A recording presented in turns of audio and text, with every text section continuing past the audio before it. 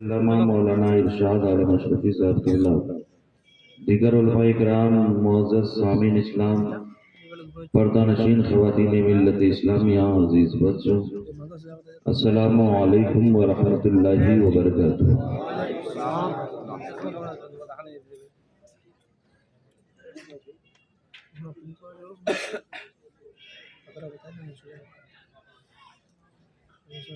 الحمدللہ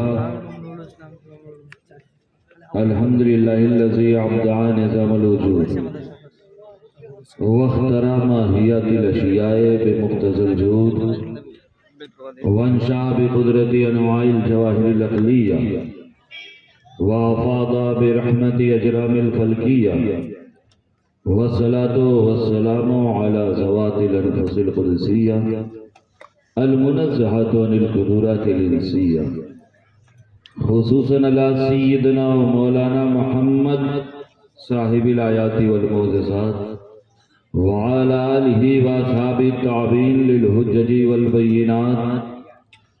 فاعوذ باللہ من الشیطان الرجیم، بسم اللہ الرحمن الرحیم۔ لقد كان في قصصهم عبرة لأولي الألباب، صدق اللہ مولانا العظیم وصدق رسولہ النبی الامین المتین الکریم، ونحن علی ذلک لمن الشاہدین والشاکرین والحمد للہ رب العالمین۔ کچھ عرض و معروض سے پہلے ایک مرتبہ درود پاک کا نذرانہ پیش کریں اور پڑھیں اللہم صلی علی سیدنا و شفیعنا و حبیبنا مولانا محمد وعلی آلہ واصحابہ وبارک وسلم، صلاۃ و سلام علیک یا رسول اللہ یا حبیب اللہ۔ قرآن اور شان ولایت کے حوالے سے ہمیں اپنی باتیں کہنی ہیں، احباب کی محبتیں، اور آج کے جلسے کی دعوت، آج ایک حسن اتفاق ہے کہ جلسے میں دعوت دینے والا جو شخص ہے وہ بابل ہے، باب البشر، الحمدللہ، اور جن کی دعوت پر جس نے لبیک کہا ہے وہ اولاد باب العلم ہے۔ خیر، اللہ ان کی کاوشوں کو قبول فرمائے، محبتوں کو قبول فرمائے۔ قرآن اور شان ولایت کے حوالے سے مجھ سے کہا گیا ہے میں بولوں، میری کوئی حیثیت اور اوقات نہیں ہے کہ میں اللہ کے ولیوں کی شان بیان کر رہا ہوں، کیونکہ جن کی شان کے قصیدے قرآن پڑھتے، جن کی شان رحمان بیان کرتے، ان کی شان کوئی انسان نہیں بیان کر سکتا۔ بہرحال اپنے بزرگوں کا فیضان لے کر کے آپ کی بارگاہ میں حاضر ہوں۔ قبل اس کے دو اشعار کہ زندگی دی ہے تو جینے کا ہنر بھی دینا۔ اللہ آپ کی سماعتوں کو سلامت رکھے۔ میں یہ ایک دم نہیں کہتا کہ آپ سو رہے ہیں، یقیناً ہو سکتا ہے فطری بات ہے آپ کو نیند آ جائے، اگرچہ آپ سوئے ہوئے ہیں لیکن آپ کا نصیبہ جاگ رہا ہے، کیونکہ جانتے ہیں آپ اس کی محفل میں آئے ہیں کہ جو غوث اعظم اپنے مریدوں کی دستگیری فرماتا ہے، تو یقیناً آپ سوئے نہیں، آپ کا مقدر جاگ رہا ہے کہ زندگی دی ہے تو جینے کا ہنر بھی دینا، اور پاؤں بخشے ہیں تو توفیق سفر بھی دینا۔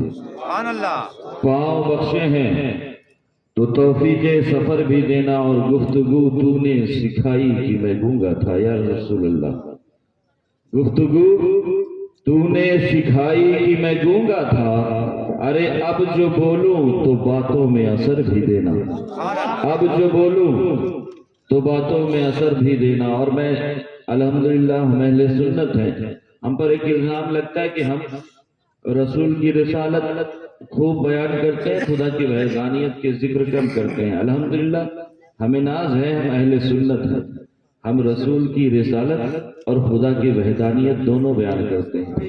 اسی لیے ہم نے اپنی عادت بنا رکھی، اور جانتے ہیں ہم پر یہ بھی الزام لگا ہے کہ ہم اللہ کے رسول کی شان کو بڑھا چڑھا کر کے پیش کرتے ہیں۔ میں اپنی بات بتاؤں، میں نے اس لیے عادت بنا رکھی کہ میں 2 حمد کے اشعار ضرور پڑھتا ہوں، سنیں گے آپ؟ حمد و ثنا ہے تیری کونوں مکان والے، حمد و ثنا ہے تیری کونوں مکان والے، اے رب ہر دو عالم دونوں جہان والے، اے رب ہر دو عالم دونوں جہان والے، اور میں اس کی دسترس پہ ہوں مگر وہ مجھے میری رضا سے مانتا ہے۔ سبحان اللہ۔ کوئی شخص یہ نہیں کہہ سکتا کہ میں رب کے قبضہ قدرت سے آزاد ہوں۔ ہر شخص رب کے قبضہ قدرت میں گرفتار ہے، لیکن وہ رب آج ہمیں شکوہ اور شکایت ہوتی ہے۔ میں نے سنا بہت شکوہ اور شکایت ہے کہ ہم پر ظالم بادشاہ مسلط کر دیا گیا ہے، ہم پر ظلم و ستم کے پہاڑ توڑے جا رہے ہیں، ہمارے گھروں کو نشانہ بنایا جا رہا ہے، ہمارے کاروبار کو ٹارگٹ کیا جا رہا ہے، ہم پر ہر طرح کے غم اور مصیبتوں کے پہاڑ توڑے جا رہے ہیں۔ میں بتاؤں کہ میں اس کی دسترس میں ہوں مگر وہ مجھے میری رضا سے مانتا ہے، اور وہ میری ہر کیفیت کیوں نہ جانے وہ میرے سب حوالے جانتا ہے۔ سبحان اللہ۔ وہ میری ہر کیفیت کیوں نہ جانے۔ آج اگر ہم پر کوئی ظالم بادشاہ مسلط ہے نا، سوچیں رب کے حوالے سے اللہ رب العزت وہ ہے کہ جو اپنے بندوں پر 70 ماہوں سے زیادہ، کتنی ماہ سے؟ 70 ماہ سے۔ سوچیں ہماری ایک ماہ کی کنڈیشن ہے کہ وہ ہماری آنکھوں میں آنسو نہیں دیکھ سکتی، لیکن سوچیں جو رب اپنے بندوں پر 70 ماہ سے زیادہ مہربان ہو، وہ کب چاہے گا کہ اس کے بندے رنجیدہ اور پریشان ہوں۔ لیکن جانتے ہیں کہ جب امت کے اعمال پراگندہ ہوتے ہیں، جب امت کے اعمال خراب ہوتے ہیں تو رب ظالم بادشاہ مسلط کر دیتا ہے۔ میں اس کی دسترس میں ہوں مگر وہ مجھے میری رضا سے مانتا ہے، اور وہ میری ہر کیفیت کیوں نہ جانے وہ میرے سب حوالے جانتا ہے۔ اور غوث اعظم کی شان میری کوئی اوقات نہیں ہے پیران پیر دستگیر کی شان بیان کرنے کی، بس انہی کا فیضان لے کر کے آپ کے بارگاہ آپ کے پاس آیا ہوں کہ محشر میں مغفرت کی سند غوث پاک۔ سننا چاہ رہے ہیں آپ؟ بولیں گے، منہ کھولیں گے؟ مجھے خوب پتہ ہے مکان کے اندر آپ نہیں بولتے، حالات بہت خراب ہیں، ہاں، کیونکہ جانتے ہیں حکومت بھی ایسی بنی ہے کہ جسے آپ کی کم گھر والی کی فکر زیادہ ہے۔ اب مکان کے اندر بول کر کے بے موسم تھوڑی نہیں بارش کروائیں ہے نا، مکان میں بولیں گے بے موسم بارش ہو جاتی۔ اور ایک بات بتا دیں، آج حالات اتنے خراب ہیں نا، ایک دور تھا لوگ کہتے تھے یار یہ وہ بولنے کی اوقات نہیں رکھتا، وہ تو خود کو نہیں دیکھتا۔ لیکن سوچیں زمانے نے ایسا کروٹ بدلی، دنیا نے اپنا رنگ ایسا بدلا، جانتے جو خود کی گھر والی کو نہیں دیکھ پا رہا وہ مسلمانوں کی گھر والی کے ذمہ لیا بیٹھ رہا ہے۔ بات یہ نہیں، اور میں اس ذمہ دار اسٹیج پر بیٹھ کر کے میں ادھر ادھر کی باتیں ایک دم نہیں کرتا، میں کوئی من کی بات کرنے کے لیے تھوڑی نہیں حاضر ہوں۔ آج حالات بدلے کہ لوگ من کی بات مہینوں ریڈیو پر سنتے ہیں، یار آنے والا نہ جانے کون سے نوٹ بند کرے گا، نہ جانے کون سے کھولے گا، مہینوں بیٹھ کر کے انتظار کرتے ہیں کب ہم من کی بات سنیں گے۔ لوگ من کی بات، ایک دور تھا جب کوئی من کی بات کرتا تھا نا تو سائڈ کر دیتے تھے، یار کیا کریں گے، لیکن میڈیا نے ایسا کیا ہے، ہاں میڈیا نے ایسا پاور اسے دکھایا ہے کہ آج لوگ من کی بات سننے کے لیے مہینوں ریڈیو پر انتظار کرتے ہیں کب ہم من کی بات سنیں گے۔ میں اس ذمہ دار اسٹیج پر بیٹھ کر کے علماء کی موجودگی میں من کی بات نہیں کرنے آیا ہوں بلکہ سلطان زمن کی بات کرنے آیا ہوں۔ میں من کی بات ایک دم نہیں کرتا، میں بتانا چاہوں گا مسلمانوں کی گھر والی کی فکر کو چھوڑو۔ کیوں؟ کیونکہ مسلمانوں کو زندگی گزارنے کا سلیقہ کسی دنیا دار سے نہیں لینا۔ مسلمانوں کی گھر والی کو چھوڑو، تم خود کی گھر والی کو دیکھو۔ کیوں؟ کیونکہ مسلمانوں کو زندگی گزارنے کا سلیقہ اور طریقہ کسی دنیا دار سے نہیں لینا ہے بلکہ مسلمانوں کو زندگی گزارنے کا سلیقہ مدینے کے تاجدار سے لینا ہے۔ اللہ کے رسول کی زندگی کل ہمارے لیے نمونہ حیات تھی، آج ہے اور صبح قیامت تک رہے گی۔ اور میں کہنا چاہوں گا اس محفل میں آئے ہیں تو بولے اور منہ کھولیں، ہاں، اور ایسی محفلوں میں نہیں بولو گے تو پھر کہاں بولو گے؟ اور کہیں کے بولنے پر آپ پر مصیبتیں برستی ہیں، یہاں بولیں گے تو رحمتیں برسیں گے، اور کہیں کا بولنا کام آئے یا نہ آئے، یہاں بولیں گے تو فرشتے گواہ ہو جائیں گے۔ محشر میں مغفرت کی سند غوث پاک، محشر میں مغفرت کی سند غوث پاک ہے سب کچھ میرا ہے میرے اگر غوث پاک ہے، سب کچھ میرا ہے میرے اگر غوث پاک ہیں۔ اور جانتے ہیں خیر الورا کی آل ہیں مولا علی کے لال، خیر الورا کی آل ہیں مولا علی کے لال، خیر النساء کے نور نظر غوث پاک ہیں، خیر النساء کے نور نظر غوث پاک ہیں، اور گردن پہ ہر ولی کے قدم غوث پاک، غوث پاک کے فرمان کے مطابق گردن پہ ہر ولی کے قدم غوث پاک کا، ارے تارے ہے کل ولی تو قمر غوث پاک، تارے ہے کل ولی تو قمر غوث پاک ہیں، اور محشر میں مغفرت کی سند غوث پاک ہیں۔ قرآن اور شان ولایت کے حوالے سے باتیں، قرآن رب کی کتاب ہے، لا ریب کتاب ہے، بے عیب کتاب۔ آج ضرورت اس بات کی ہے، میری کوئی حیثیت اور اوقات نہیں ہے۔ میں نے کہا تھا نا کہ ہم پر الزام لگتا ہے اہل سنت تو رسول کی شان کو بڑھا چڑھا کر کے پیش کرتے ہیں۔ میں ایسے بدبختوں کو کہنا چاہوں گا ہم رسول کی شان کو بڑھائیں، ہم رسول کی شان کو بڑھا چڑھا کر کے خدا سے نہیں ملاتے۔ ارے نادان، سبحان الذی اسریٰ پہ غور کر، ہم نہیں ملاتے بلکہ وہ اپنے حبیب کو ملنے کے لیے بلا لیتا ہے۔ ہماری یہ حیثیت، ہماری یہ اوقات ہم ملائیں، ہم نہیں ملاتے بلکہ وہ اپنے حبیب کو ملنے کے لیے بلا لیتا ہے۔ کیا ہوا تھا؟ علماء موجود ان سے پوچھیں، یہ آپ کو بتائیں گے نا وہ شب معراج میں بارہا واقعہ سنتے ہیں آپ، میں واقعات کی طرف نہیں، میں بتا دوں کون ہے مصطفیٰ۔ اللہ رب العزت جبریل امین کو حکم دیتا ہے، جبریل جاؤ میرے حبیب کو لے کر کہاں؟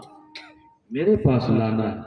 اللہ کے رسول حضرت ام ہانی کے گھر میں آرام فرما ہے، جبریل امین حکم خدا کے مطابق حضرت ام ہانی کے گھر کی چھت کو چیرتے ہوئے داخل ہوتے ہیں، آواز دیکھتے ہیں کونین کے والی آرام فرما، عرض کرتے ہیں مولا تیرا حبیب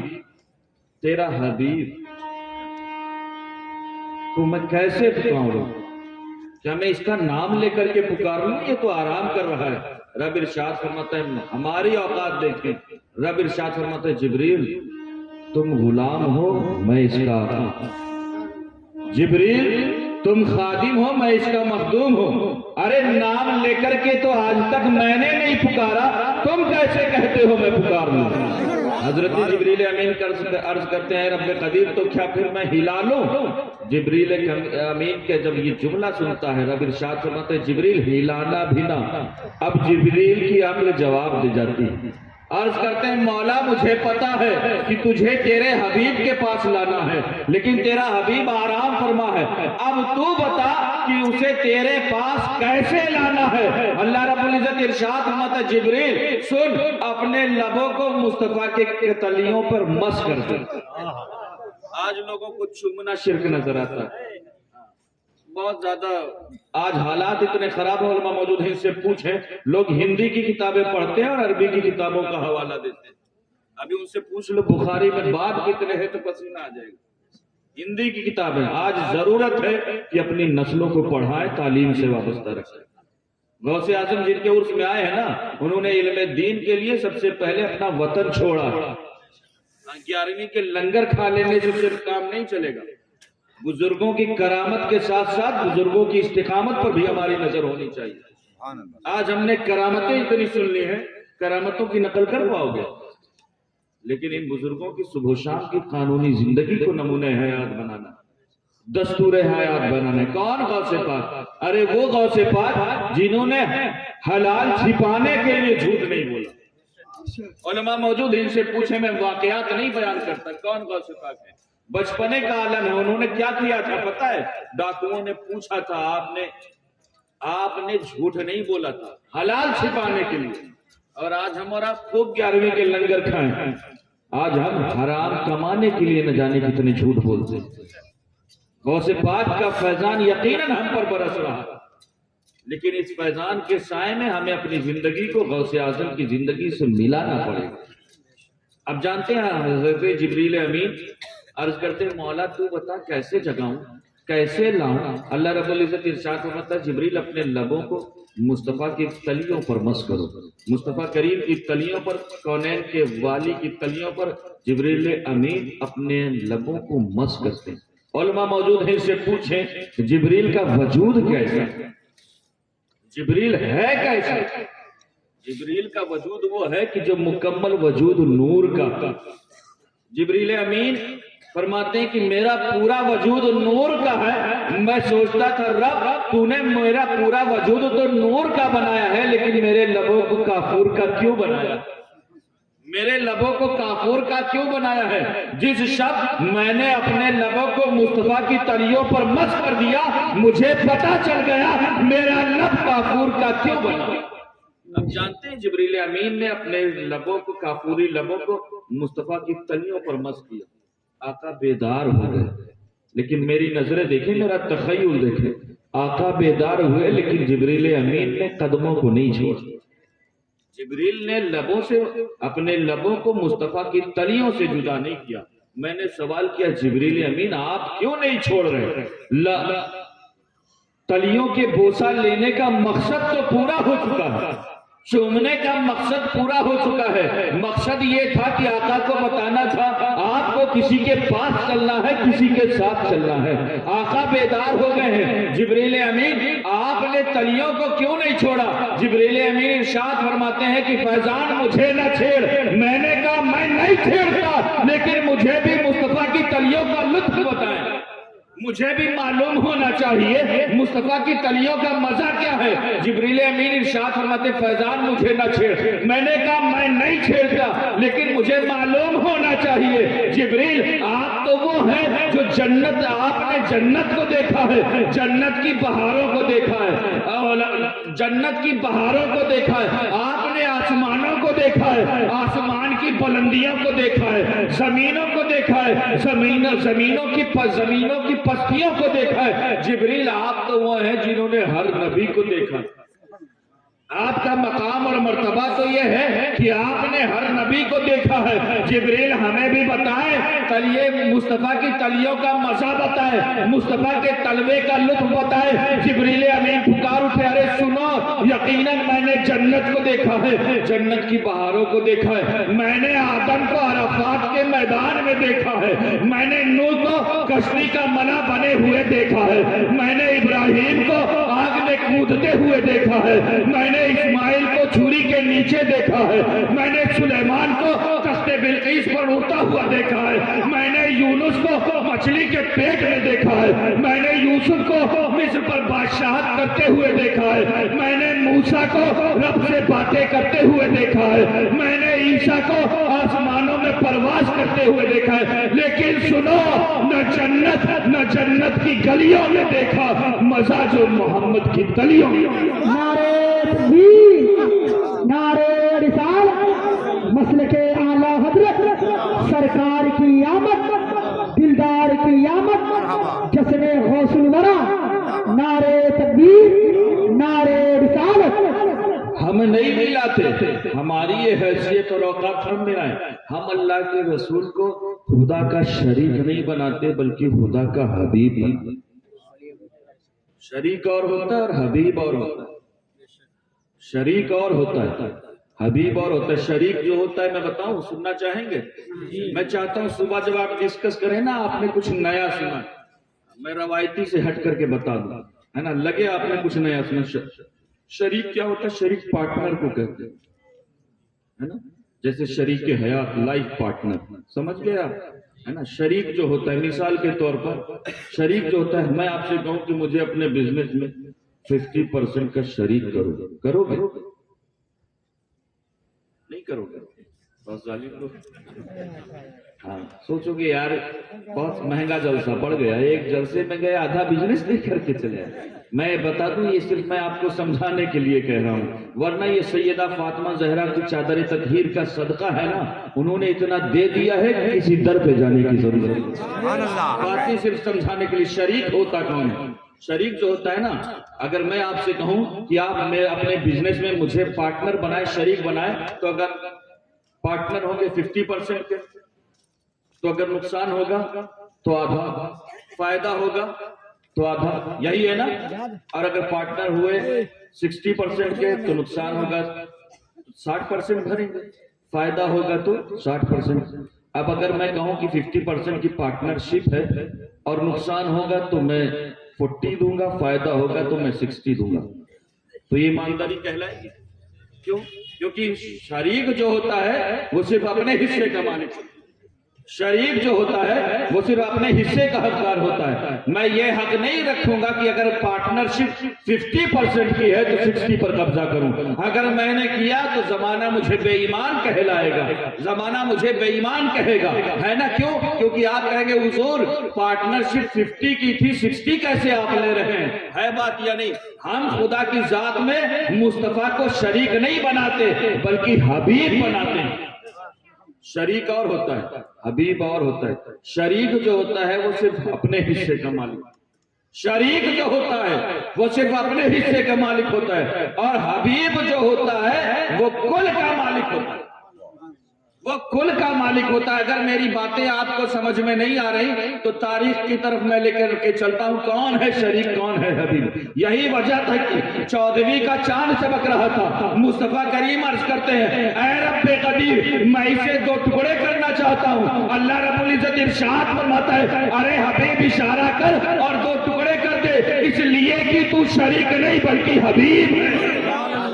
यही वजह थी कि मुट्ठियों में बेजान कंकर है। मुस्तफा करीम अर्ज करते हैं, ऐ रब्बे कदीर, मैं इसे बुलवाना चाहता हूँ। अल्लाह रब्बुल इज्जत इरशाद फरमाता है, अरे हबीब इशारा कर, मर्जी हो तो कलमा पढ़ा, मर्जी हो तो दुरूद पढ़ा, इसलिए कि तू शरीक नहीं बल्कि हबीब है। सुभान अल्लाह। यही वजह थी कि अली की नमाज असर कज़ा हो गई थी, अली की नमाज असर कज़ा हो गई थी। मुस्तफा करीम अर्ज करते, ऐ रब्बे कदीर, मैं डूबा हुआ सूरज पलटाना चाहता हूँ। अल्लाह रब्बुल इज्जत इरशाद फरमाता है, हबीब इशारा कर, मर्जी हो तो इशारा कर और डूबा हुआ सूरज पलटा दे, इसलिए कि तू शरीक नहीं बल्कि हबीब है।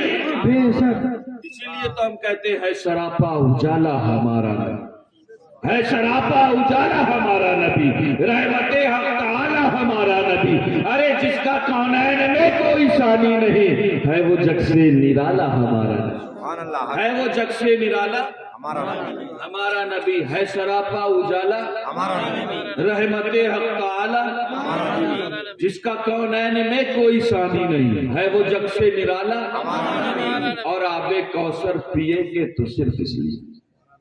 पीना है आपको कि वहां भी थम्सअप कोका कोला का काम चल रहा है। हालात बहुत खराब हो गए। हमारा youngster burger pizza Thums Up Coca Cola, इसी में जिंदगियां न जाने कितनी खराब हो। है सरापा उजाला रहमते हक ताला, जिसका कौनैन में कोई सानी नहीं, है वो जग से निराला। अब अकीदे का शेर सुने और यकीन देखें। आप अल्हम्दुलिल्लाह स्टेज पर वो लोग मौजूद हैं जिन्हें शेर व सुखन से बहुत ज्यादा वाकफियत हासिल है सरापा उजाला हमारा नबी, रहमते हक ताला हमारा नबी, अरे जिसका कौनैन में कोई सानी नहीं, है वो जग से निराला हमारा नबी। अरे आबे कौसर पिएंगे तो सिर्फ इसलिए, अरे हमको देगा प्याला हमारा नबी, हमको देगा प्याला हमारा नबी। और कोई नबी ना अब कयामत तलक आएगा, कोई नबी ना अब कयामत तलक आएगा। अरे आखिरी है शुमारा हमारा नबी, आखिरी है शुमारा हमारा नबी। कुरान और शान विलायत के हवाले से मुझे बातें करनी है। कुरान रब की किताब है, लारैब किताब। इस किताब में शक नहीं। इस किताब की शान ये है कि इस किताब के हवाले से खुद रब इरशाद फरमाते हैं, सुनो, वला रत्बिन वला याबिसिन इल्ला फी किताब। इस कुरान में हर खुश्क और तर का जिक्र मौजूद है, और इस चैलेंज के साथ मौजूद है कि इस किताब के सफ़े अव्वल पर दर्ज है ज़ालिकल किताबु ला रैब। इस किताब में कोई शक नहीं, शक से पाक किताब है, बेऐब किताब है, ला रैब किताब। एक बंदे ने शक किया, अभी हाल ही में उसकी हालात गुजरे, है ना। शक करके कहा था कुरान से ये 26 आयात हैं, इन्हें कुरान के बाहर होनी चाहिए। कुरान से आयात बाहर निकालने चला, جانتے ہیں یہ وہ رب کی کتاب ہے جس کی حفاظت کی ذمہ داری رب نے اپنے ذمہ کرم میں لے رکھی ہے، اور یہ وہ کتاب ہے نا جس کی حفاظت کی ذمہ داری رب نے اپنے ذمہ کرم میں لے رکھی ہے۔ چلا تھا قرآن سے 26 آیات باہر نکالنے، آج وہ خود اپنی کمیونٹی سے باہر ہو گئے۔ مشیت یزدی دیکھیں، وہ نعرے تکبیر، نعرے رسالت، مسلک اعلیٰ حضرت حضور غازی ملت غلام رسول بلیابی صاحب قبلہ، مسلک اعلیٰ حضرت جشن غوث الورا، علماء اہل سنت، نعرے تکبیر، نعرے رسالت، حضرت غلام رسول بلیابی صاحب قبلہ، نعرے تکبیر، نعرے رسالت، علماء اہل سنت، مسلک اعلیٰ حضرت فیضان مخدوم سمنا، نعرے تکبیر، نعرے رسالت۔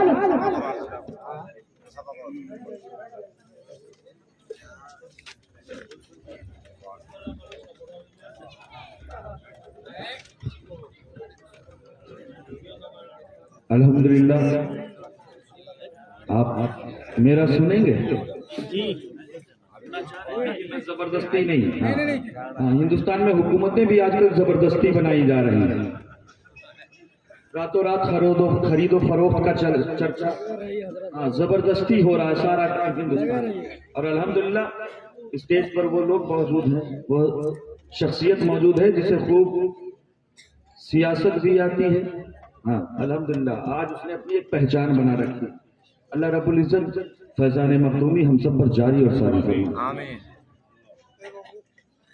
میں زبردستی کا کوئی کام نہیں کرتا، قرآن اور شان ولایت کے حوالے سے باتیں کر رہا تھا۔ ایک بندہ بھی ابھرا اور اس نے قرآن پر شک کیا ہے نا، کیا کہا تھا ان 26 آیات کو قرآن کے باہر ہونا چاہیے، لیکن جانتے ہیں حالات کیسے بدلے، حالات ایسے بدلے، چلا تھا قرآن سے باہر آیا، اور جانتے دنیا اسے وسیم کہتی ہے نا، وسیم رضوی، لیکن فیضان اسے رجیم کہتا ہے۔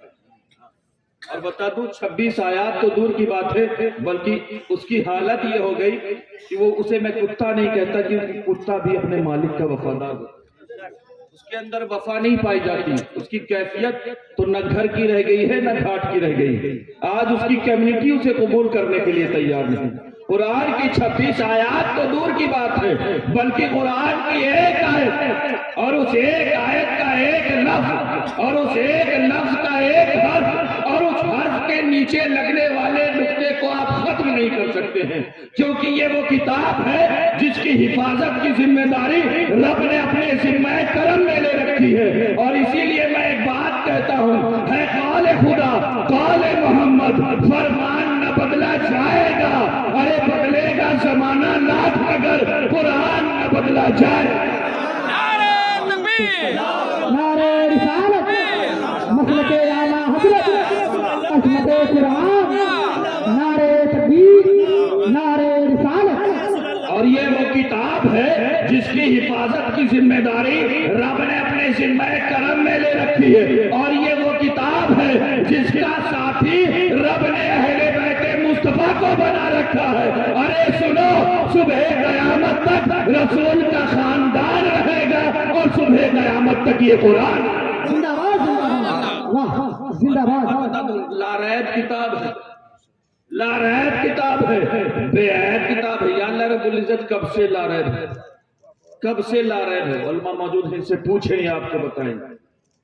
یہ لوح محفوظ پر تھی، وہاں لاریب، لوح محفوظ پر تھی، وہاں لاریب۔ لوح محفوظ سے اللہ رب العزت نے جبریل کے حوالے کیا، جبریل پر شک نہ کرنا، رب نے اسے اپنا امین بنایا ہے۔ وہ دوسرا طبقہ ہے جو جبریل پر شک کرتا ہے، ہاں جبریل پر شک نہ کرنا، رب نے اسے اپنا امین بنایا ہے۔ جبریل کے حوالے کیا، وہاں لا رہے ہیں۔ جبریل امین نے مصطفیٰ کے قلب اطہر پر نازل کی، وہاں لا رہے ہیں۔ مصطفیٰ کے قلب اطہر سے مصطفیٰ کریم کی زبان اطہر پر آئی، وہاں لا رہے ہیں۔ مصطفیٰ کریم کی زبان اطہر سے نکل کر کے صحابہ کے کانوں سے ٹکرائی، وہاں لا رہے ہیں۔ صحابہ کے کانوں سے ہوتے ہوئے حضرت عثمان کے وقت پر آئی، وہاں لا رہے ہیں۔ لاریب کتاب ہے، بے عیب کتاب ہے۔ اور اس کتاب کے حوالے سے ایک بات اور بتا دوں، سننا چاہیں گے؟ اور اس کتاب کی، اس مقدس کتاب کی اہمیت کو سمجھیں۔ آج ہمارا یंगस्टर्स رات بھر نہ جانے کون کون سی کتابیں پڑھ ڈالتا ہے, واٹس ایپ اور فیس بک میں گم. میں بتا دوں آج ضرورت اس بات کی کہ اپنے بچوں کو قرآن کی تعلیم سے وابستہ رکھو, مصطفیٰ کی شریعت سکھاؤ, علماء کی چوکھٹ سے وابستہ رکھو. آج ہمیں شکایت ہوتی پیر صاحب تعویذ لکھے میرا بیٹا قابل آ جائے, کہتے ہو یا نہیں کہتے؟ پیر صاحب بیٹا نافرمان ہو گیا. میں کہنا چاہوں گا کوئی بھی ٹیکنالوجی یہ نہیں بتائے گی کہ ماں باپ کا مقام اور مرتبہ کیا.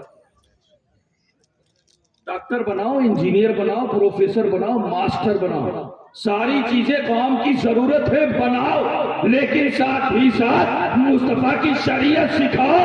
علماء کی خدمت میں خالی ہاتھ بھیج دو, انشاءاللہ خالی ہاتھ نہیں لوٹیں گے. اگر لوٹیں گے تو ماں باپ کا احترام لے کر کے لوٹیں گے, ماں باپ کا احترام لے کر کے لوٹیں گے. کیوں؟ کیونکہ ہمارے یہاں تعلیم یہیں سے شروع ہوتی ہے. بیٹا باپ کا تمہاری زندگی میں مقام یہ ہے, باپ کا تمہاری زندگی میں مرتبہ یہ ہے, باپ کا تمہاری زندگی میں لیبل اور اسٹیٹس یہ ہے کہ اس کے قدموں کے نیچے جنت کا دروازہ ہے, اور ماں وہ ہے جس کے قدموں کے نیچے جنت. سبحان اللہ. سکھاؤ اور پڑھاؤ. لا ریب کتاب, بے عیب کتاب. اس کتاب کے حوالے سے علماء فرماتے ہیں کہ اللہ رب العزت, میں بات کروں حضرت شیخ عبدالعزیز محدث دہلوی کی, یہ وہ ذات ہے نا جن کے ماننے میں کسی نمبر کا اختلاف نہیں. ہر نمبر والے کے نزدیک حضرت شیخ عبدالعزیز محدث دہلوی کی باتوں کو وہ سر تسلیم خم کرتا ہے, سنتا ہے اور سنتا ہے. جانتے ہیں حضرت شیخ عبدالعزیز محدث دہلوی فرماتے ہیں کہ اللہ رب العزت نے اس کتاب, اس مقدس کتاب کو جانے اور سمجھے. یہ ہے کتنا قیمتی تحفہ جو رب نے مسلمانوں کو دیا ہے. اس کتاب کے حوالے سے حضرت شیخ عبدالعزیز محدث دہلوی فرماتے ہیں کہ اللہ رب العزت نے حضرت آدم علیہ السلام کی تخلیق سے 50,000 سال پہلے, کتنے سال پہلے؟ 50,000 سال پہلے قرآن لکھا. کتنے سال پہلے لکھا ہے؟ کون ہے حضرت آدم؟ نسل انسانیت کے باپ ہے نا. یعنی اس قرآن کی اہمیت کو سمجھے, یعنی آدم کا صحیفہ بعد میں لکھا, ابراہیم کا آدم کا صحیفہ بعد میں لکھا, نوح کا سفینہ بعد میں لکھا, ابراہیم کا قرینہ بعد میں لکھا, یوشع کا زہد و تقویٰ بعد میں لکھا, موسیٰ کا جلال بعد میں لکھا, یوسف کا جمال بعد میں لکھا, دن اور رات بعد میں لکھے, چاند اور سورج بعد میں لکھے. سب سے پہلے رب نے آمنہ کے لال کے لیے, عبداللہ کے در یتیم کے لیے, فاطمہ کے بابا کے لیے, حسنین کے نانا کے لیے قرآن لکھا. لا ریب کتاب ہے, بے عیب کتاب. اسی کتاب کے مقدس کی جس آیت کریمہ کی تلاوت کا شرف حاصل کیا ہے. اللہ رب العزت ارشاد فرماتا ہے, سنو لقد کان فی قصصہم عبرۃ لأولی الالباب. تحقیق کی اللہ کے نیک بندوں کے واقعات میں عقل والوں کے لیے عبرت کے سامان موجود, یعنی عقل والوں کے لیے. آج کے دور میں اگر کوئی کہے میں نہیں جانتا کون غوث اعظم, میں نہیں مانتا کون غوث اعظم, میں نہیں مانتا کرامت غوث اعظم, تو گھبرانے کی ضرورت نہیں. قرآن نے پہلے ہی اشارہ فرما دیا یہ ہے کون لوگ. قرآن تحقیق کی اللہ کے نیک بندوں کے واقعات میں عقل والوں کے لیے عبرت کے سامان موجود. اب غوث اعظم کی کرامت اسی کو سمجھ میں آئے گی جو قرآن کی زبان کے مطابق عقل والا. اب اگر کوئی بندہ عقل سے خالی ہے تو اسے غوث اعظم کی کرامتیں نہیں سمجھ میں آ رہی. میں بتا دوں یہ قرآن ہے کیا؟ قرآن میں ہر چیز کا ذکر موجود ہے. اس قرآن میں نماز کا ذکر ہے. اللہ رب العزت ہم سب کو توفیق بخشے کہ ہم نماز پنجگانہ ادا کریں, ہے نا. نماز کا ذکر ہونا چاہیے. کیوں؟ کیونکہ نماز قانون اسلام, اسلام کا ضابطہ اور ضابطۂ حیات ہے. آپ کو 5 وقت نماز پڑھنی. اس قرآن میں رمضان کے روزے کا حکم ہونا چاہیے. کیوں؟ کیونکہ رمضان کا روزہ رکھنا قانون اسلام, اسلام کا ضابطہ قانون ہے. آپ کو رکھتے یا نہیں؟ نہیں, سال بھر دوا نہیں چلتی, لیکن جیسے ہی شعبان میں شب برات کا حلوہ کھایا, ہمارے کچھ بھائیوں کا حال یہ ہے کہ جانتے پھر وہ کسی ایسے ڈاکٹر کی تلاش میں ہوتے ہیں جو مہینے بھر کی دوا کا انتظام کرتے ہیں. کیوں؟ کیونکہ امام صاحب سے ملاقات ہوگی, وہ پوچھیں گے روزے کیوں نہیں رکھ رہے بھائی. جواب تو کوئی ایکسکیوز ہونا چاہیے نا پاس میں. حضرت پچھلے سال تو رکھے تھے لیکن اس بار دعویٰ چل رہی ہے، ان بہانوں کو چھوڑو. آج جانتے اہل سنت گستاخوں کے ٹولے کا نام نہیں ہے، اہل سنت مصطفیٰ کے وفاداروں کا نام. آج ہم پہ شکوہ اور شکایت ہوتی ہے، یار اہل سنت ہے تو نمازوں سے دور ہے، اہل سنت ہے تو عبادتوں سے دور ہے. الحمدللہ ثم الحمدللہ، ہمیں ناز ہے، ہم اہل سنت ہیں، ہم وہ اہل سنت ہیں، وہ نمازوں والے اہل سنت ہیں کہ جن کے امام نے اپنی زندگی کی آخری سانس لی ہے تو سجدے کی حالت میں، اور سجدے کی حالت میں لے کر کے زمانے کو یہ بتا دیا کہ سنو سجدے تو سب نے کیے، تیرا نیا انداز ہے، ارے تو نے وہ سجدہ کیا جس پہ خدا کا. آج کچھ بدبختوں کو اس سجدے پر شک ہو رہا. میری باتیں لگتی ہیں آپ اپنے گھر میں پوچھیں، ورنہ جانتے ہیں جو الف سے علامہ ہے انہیں شک ہے، اور جو عین سے علامہ ہے اس نے کیا لکھا؟ سجدوں پر شک. وہ سجدہ جس کی وہ ذات جن کے سجدے پر پوری امت نے ناز کیا، علماء نے ناز کیا، ہمارے اسلاف نے ناز کیا، جن کے حوالے سے کہا گیا ہے کہ سجدے تو سب نے کیے، تیرا نیا انداز ہے، تو نے وہ سجدہ کیا جس پہ خدا کو ناز ہے. آج ان کے سجدوں پر شک کرنے والے، میں کہنا چاہوں گا جو الف سے علامہ ہے وہ سجدے پر شک کرتا ہے، ورنہ جو عین سے علامہ ہے نا وہ کیا کہتا ہے؟ جو عین سے علامہ ہے وہ پکار اٹھتا ہے، سنو اسلام کے دامن میں بس اس کے سوا کیا. جو عین سے علامہ ہے وہ پکار اٹھتا ہے، سنو اسلام کے دامن میں بس اس کے سوا کیا ہے. ارے سنو ایک ضرب ید اللہ ہی ایک سجدہ شبری. الحمدللہ ہمیں ناز ہے کہ ہم اہل سنت ہیں، ہم وہ غوث پاک کے ماننے والے اہل سنت ہیں کہ جنہوں نے 40 سال تک عشاء کی وضو سے فجر کی نماز. اس قرآن میں رمضان کا حکم ہے، زکوٰۃ اور خیرات کا حکم ہے یا نہیں ہے؟ نا ادا کرتے ہیں. اللہ ہم سب کو توفیق بخشے، اللہ ہمیں وسعت دے تو ہم زکوٰۃ اور خیرات ادا کریں. ہونا چاہیے، کیونکہ زکوٰۃ ادا کرنا قانون اسلام. قانون کی جتنی باتیں ہیں وہ اس قرآن میں موجود ہیں. اس قرآن میں ماں باپ کے احترام کا حکم ہے، ہونا چاہیے، کیونکہ ماں باپ کا احترام قانون اسلام ہے. قانون میں جتنی باتیں ہیں اس قرآن میں حج کرنے کا حکم ہے، ہونا چاہیے، کیونکہ حج کرنا اللہ نے اگر آپ کو وسعت دی، اللہ نے طاقت دی، صاحب استطاعت ہیں، صاحب حیثیت ہیں، آپ کی زندگی میں اگر ذی الحج کا مہینہ آتا ہے تو آپ اور اللہ نے آپ کو وسعت دی ہے تو آپ پر حج فرض ہے. اس قرآن میں سارے قانون کی باتیں ہیں، نماز، حج، زکوٰۃ، ماں باپ کا احترام، ساری باتیں موجود ہیں. لیکن میں ایک بات بتا دوں، اس قرآن میں جہاں رمضان نماز کا حکم ہے وہیں اس قرآن میں حضرت لقمان کا بھی ذکر. اس قرآن میں جہاں زکوٰۃ و خیرات کا حکم ہے وہیں اس قرآن میں حضرت عیسیٰ علیہ السلام کے حواریوں کا بھی ذکر ہے. اس قرآن میں جہاں رمضان کے روزے کا حکم ہے وہیں اس قرآن میں حضرت مریم رضی اللہ عنہا کا بھی ذکر ہے. معلوم ہوا یہ قرآن ہمارا ذہن کسی اور بات کی طرف بھی لے جانا چاہ رہا ہے، یہ قرآن کسی اور بات کی طرف بھی انڈیکیٹ کر رہا ہے، یہ قرآن کسی اور بات کی طرف بھی اشارہ کر رہا ہے. یہ قرآن یہ کہہ رہا ہے دیکھو تم نماز پڑھو مگر یاد رکھو، دیکھو تم روزے رکھو مگر یاد رکھو، دیکھو تم حج کرو، ماں باپ کا احترام کرو، زکوٰۃ و خیرات ادا کرتے رہو مگر یاد رکھو. یہ جو حضرت لقمان کا ذکر ہے، یہ جو حضرت مریم رضی اللہ عنہا کا ذکر ہے، یہ جو حضرت عیسیٰ علیہ السلام کے حواریوں کا ذکر ہے، یہ جو حضرات اصحاب کہف کا ذکر ہے، یہ قرآن ان کا ذکر کر کے بتا رہا ہے کہ عبادت کرو لیکن ساتھ ساتھ اللہ کے نیک بندوں کا بھی ذکر کرتے رہو. تو پتا چلا اللہ کے ولیوں کا ذکر کرنا یہ ہم سنیوں کی منمانی نہیں ہے، بلکہ یہ ارشاد ربانی ہے، یہ مرضی قرآنی ہے، یہ فرمان رحمانی. الحمدللہ ثم الحمدللہ اہل سنت کے ہر عقیدے کو قرآن سے ثابت کیا جا سکتا، قرآن سے. اور اگر آج جو طبقہ ہے نا کوئی کہتے میں نہیں جانتا کسی ولی کو، میں نہیں جانتا کسی غوث کو، میں کون غوث اعظم، تو دوستوں ان کے اس سوال سے گھبرانے کی ضرورت نہیں ہے. میں بہت مختصر کر کے بتا رہا ہوں ان کے اس، کیونکہ اب میرا وقت ختم ہو چکا ہے، یہ دوسرے کے وقت پر قبضہ کر رہا ہوں، اجازت کے ساتھ.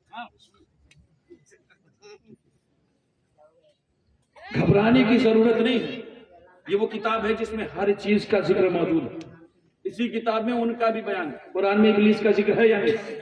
بولو اللہ توفیق بخشے تو پڑھو. ہاں ورنہ قرآن ہم کب پڑھتے ہیں ہم میں سے ہر ایک خوب جانتا ہے. باپ دادا کی روح نہیں نکل رہی ہوتی تب ہم قرآن پڑھیں گے، ورنہ جانتے ہیں آج ہم اس قرآن کا استعمال مارنے کے لیے کریں. دوستو قرآن مارنے نہیں آیا تھا بلکہ قرآن تو حیات بانٹنے آیا. کاروبار ٹھنڈا ہے تب قرآن پڑھواؤ گے، دکان نہیں چل رہی ہے دھندا مندہ ہے تب قرآن پڑھواؤ گے. یقیناً قرآن کے لفظ لفظ میں برکتیں ہیں، رحمتیں ہیں، نعمتیں ہیں. میں ان برکتوں کا انکار نہیں کر رہا، لیکن قرآن سے پوچھو اے قرآن تو کس لیے آیا تھا؟ تو قرآن پکار کر کے کہے گا سنو میں لوگوں کی ہدایت کے لیے آیا. قرآن مارنے کے لیے نہیں آیا تھا بلکہ قرآن تو حیات بانٹنے کے لیے آیا تھا. ارے سنو قرآن سے جو وابستہ ہو جائے تو اسے موت نہیں مان سکتی. اگر آپ کو میری بات پر یقین نہ ہو تو تاریخ اٹھاؤ اور 1400 سال پیچھے جاؤ، دیکھو اسی قرآن نے آواز دی تھی اے مصطفیٰ کے گھر والوں، اے نبی کے گھر والوں. آج اس پر یزیدیت کے گرد لگ گئی ہے. نبی کے گھر والے بول اٹھے تھے قرآن ہم تمہیں مٹنے نہیں دیں گے، خود مٹ جائیں گے، خاندان مٹا دیں گے لیکن تمہیں مٹنے نہیں دیں گے. کیوں؟ کیونکہ قرآن تیرا میرا جوڑ پرانا ہے.